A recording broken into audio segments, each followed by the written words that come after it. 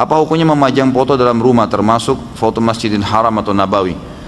Saya sudah pernah bilang, kalau foto yang berjiwa, gitu kan, manusia, hewan, jin, ya, ulama masukkan jin dan juga masukkan malaikat di sini. Kalau 4 makhluknya Allah ini, maka tidak boleh, gitu kan, dipajang. Karena memang ada hadis Nabi SAW, rumah yang terdapat gambar yang berjiwa tidak akan dimasuki oleh malaikat, gitu kan. Jadi kalaupun darurat antum punya foto di rumah, maka minimal sekali taruh di album, kapan butuh baru dibuka, gitu kan. Seperti itu. Karena memajangnya punya hukum sendiri, dan antum bisa kembali penanya ke buku yang pernah saya bawa, judulnya Rumah-rumah yang tidak dimasuki oleh malaikat. Itu bisa dilihat, insyaallah. Izin bertanya Bu ya, bagaimana hukumnya bila di rumah ada gambar para ulama gitu Bu ya, seperti yang tadi disampaikan Bu ya. Baik. Itu Bu ya. Masya Allah, subhanallah. Terima kasih pertanyaannya. Terima kasih Bu ya. Waalaikumsalam. Assalamualaikum warahmatullahi wabarakatuh. Assalamualaikum warahmatullahi wabarakatuh. Jadi gambar para ulama ini termasuk jenis fotografi. Di urutan yang keberapa? Yang keempat tadi. Fotografi asalkan terhormat, bukan membuka aurat dan yang lainnya, maka di sini kebanyakan ulama memperkenankan. Boleh. Jadi memajang foto-foto itu adalah bukan termasuk yang dikutuk dari musawwirin tadi. Ini sesuai dengan rincian tadi. Karena fotografi itu adalah bukan membuat sesuatu yang baru, akan tapi di situ hanya orangnya ada, disimpan di alat, kemudian dikeluarkan di dalam bentuk kertas gambar. Tidak lebih seperti cermin yang kami jelaskan tadi. Ini adalah urutan yang keempat. Kebanyakan ulama mengatakan boleh. Kalau di sana ada orang mengatakan haram, Anda tidak usah gelisah, tidak usah risih dengan mengatakan haram, karena yang mengatakan haram pun juga mereka beralasan. Tapi yang mengatakan halal sudah jelas tadi kita akan ila raqman fitobin, itu adalah sudah kita jelaskan tadi dalam pembahasan kitab Riyadhus Shalihin ini. Jadi secara umum mungkin jawabannya begini, kalau gambar-gambar terhormat semacam itu tidak ada membuka aurat, tidak membangkitkan syahwat, apalagi seorang tokoh ulama, maka yang demikian itu adalah kebanyakan ulama mengatakan hal itu diperkenankan. Tapi jika Anda menemukan orang melarang yang demikian itu, Anda nggak usah gelisah, nggak usah pusing, karena mereka juga punya hajah. Mungkin latar belakang kampungnya adalah kampung yang biarpun gambar juga akhirnya disanjung, dipuji atau bahkan disembah karena punya keyakinan sebelum Islam. Jadi ini adalah masalah khilaf. Mohon semuanya yang lembut dan lembut perilaku dan lembut hati dalam menyikapi ini. Kalau Anda ingin memajang, Anda memajang ikuti pendapat yang diperkenankan. Kalau Anda ketemu orang yang melarangnya, apalagi itu tamu Anda, selagi masih bisa diturunkan, turunkan untuk sementara, menghormati mereka. Karena yang mengharamkan itu sendiri juga. Baik. Tapi mungkin pertanyaannya, ada kelompok yang mengharamkan foto, cuma nonton YouTube.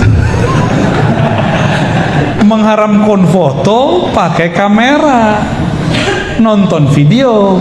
Dia mengharamkan foto. Baru tadi pagi kita bahas, malam tadi. Dalam 1 detik video itu ada puluhan gambar yang bergerak. Diganti-ganti, baru kelihatan dia bergerak. Maka yang mengharamkan foto, dia sedang mengharamkan sesuatu yang dia tidak mengerti. Dia telah bertentangan dengan satu ayat, wala taqfu ma laysa laka bihi ilm. Jangan kamu berpegang teguh dengan sesuatu yang kamu nggak ngerti. Jangan berfatwa untuk sesuatu yang kamu tidak faham. Oh itu kan gambar, lo gambar beda sama foto. Oh di hadisnya larangan buat gambar. Tunggu dulu, di dalam hadis ada penjelasan tentang gambar. Gambar bahasa Arabnya surah. Ternyata surah ada satu hadis di riwayat Nasai, suratun timsal. Surah timsal itu artinya patung yang disembah. Maka ulama kita yang mengerti dan bijak membolehkan untuk sarana pendidikan anak-anak buat gambar. Yang lucu itu ada fatwa, walaupun fatwa ulama terdahulu bagi saya lucu dan dipakai sekarang. Kalau gambar tumbuhan boleh, binatang nggak boleh. Kenapa? Tumbuhan nggak ada ruhnya. Lah emang tumbuhan nggak ada ruhnya? Tahu dari mana antum? Hah? sembarangan ngomong. Di tumbuhan itu ada ruh, namanya ar-ruh an-nabati. Di hewan ada ruh, namanya ar-ruh al-hayawani. Di diri kita lengkap ada ar-ruh an-nabati, ada ar-ruh al-hayawani, ada satu lagi yang menjadi asrar rahasia Allah, namanya ar-ruh al-kudusi atau ar-ruh an-nafsani. Sama, ruh hakikat jiwa. Di dalam jiwa itu ada inti, itu namanya ruh. Itulah yang membedakan kita dengan pohon. Dalil saya apa? Ada dalilnya banyak. Sabbaha lillahi ma fis samawati wa ma fil. Yang ngerti bahasa Arab, ma dalam bahasa Arab li ghairil aqir. Yang benar pohon itu bukan nggak punya ruh, pohon tuh nggak punya akal, ruhnya ada. Hewan aja nggak punya akal kok. Cuma disebut ada akal insting. Nabi ketika bersandar di satu pohon, di satu bukan pohon, kayu, lalu dibuatin mihrab, mimbar. Nabi kemudian meninggalkan itu kayu. Nangis nggak kayunya? Hanna hanina. Begitu di hadisnya. Itu kayu nangis, Pak. Kalau nggak ada ruh di dalamnya, mungkin nggak dia nangis. Jadi ciri-ciri ini kayu udah mulai nggak ada ruhnya, itu dia lapuk. Ini masih tahan nggak nih? Ada ruh, Pak, di sini, ruh nabati. Ya, cuma dia lagi stagnan, nggak tumbuh. Ya, antum masih tumbuh nggak? Yang ada maju, melar. Ya, nasyahnya sudah nggak ada, yang ada melarnya. Oke, bener ya? Tuh perutnya, pegang aja perut sendiri. Jadi alam ini ada ruhnya, maka menggambar pohon, menggambar hewan, menggambar manusia bagi saya sama, ada ruhnya. Yang nggak boleh itu timsal yu'bad. Dia ada bentuknya, ada ukirannya. Bahkan foto biasa disembah aja nggak boleh. Dia nggak ukiran, dia nggak patung, disembah nggak boleh.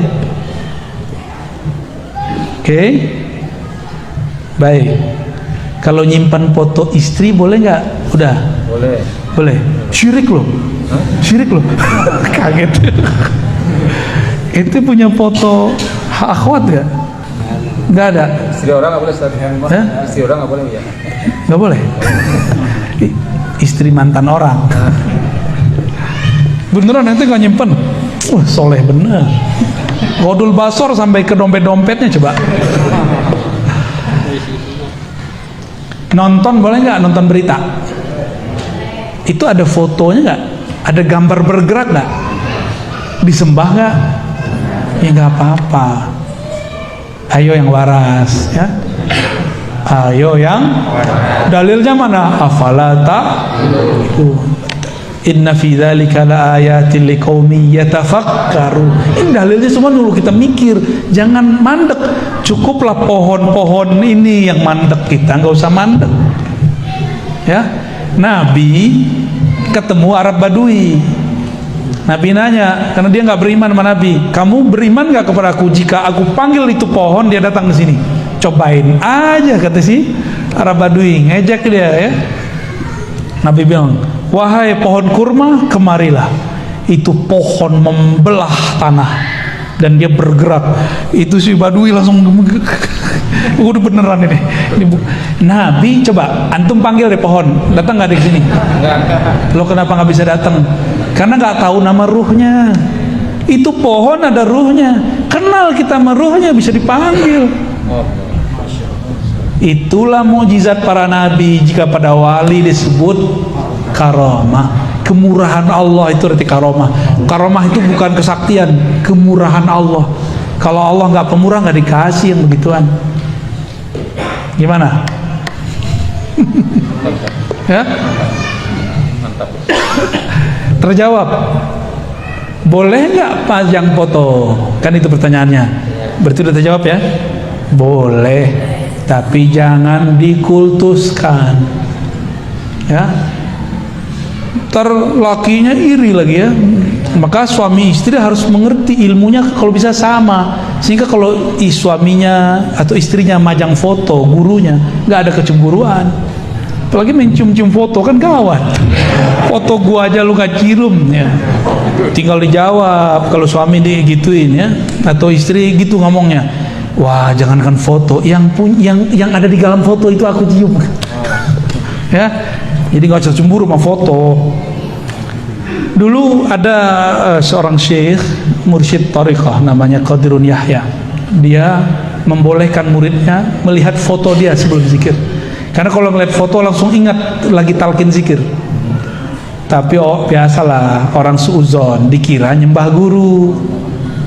Nah, hidup itu jangan pakai suuzon, apalagi beragama. Iyyakum wazzan fa inna dhanna akdzabal hadis. Jauh-jauhlah berprasangka, karena itu sebohong-bohong kata-kata dan aktivitas. Ya, kita nggak suzon juga ke kelompok sebelah ya. Yang banyak kan mereka suzon sama kita. Kita maulidan dibilang kita menyerupai Nasrani ya. Kita baca Sayyidina dibilang kita nyembah. Kita menjelaskan, ini hak kita menjelaskan bahwa kami bukan menyembah selain Allah. Kami tawasul tidak menyekutukan Allah. Kami maulid bukan menyamai, menyerupai kelompok agama sebelah. Kita punya agama sendiri ya.